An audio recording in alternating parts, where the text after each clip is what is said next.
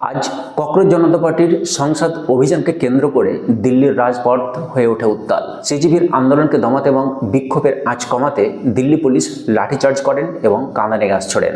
এই আন্দোলনের মধ্যেই কেন্দ্র সিজিবিদের সঙ্গে বৈঠক ঘোষণা করেন। কেন্দ্রের তরফ থেকে কেন্দ্রীয় মন্ত্রী জেপি নাড্ডা সিজিবির প্রতিনিধিদের সঙ্গে বৈঠক করেন।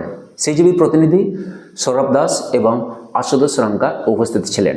সিজিবির প্রতিনিধি যে প্রধান তিনটি দাবি তুলে ধরেন জেপি নাড্ডার কাছে, সেই প্রধান তিনটি দাবি হলো, প্রথমত অনশনরত সোনম ওয়াংচুককে হাসপাতাল থেকে রিলিজ দিতে হবে। দ্বিতীয় দাবি কেন্দ্রের শিক্ষামন্ত্রীর পদত্যাগ।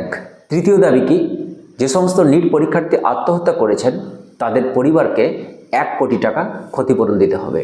কেন্দ্রীয় মন্ত্রী জেপি নাড্ডা বলেন যে এই তিনটি দাবি তারা উপযুক্ত স্তরে আলোচনা করবেন। তবে সিজিবির পক্ষ থেকে জানানো হয় যে দাবি পূরণ না হওয়া পর্যন্ত তারা আন্দোলন শান্তিপূর্ণভাবে চালিয়ে যাবে।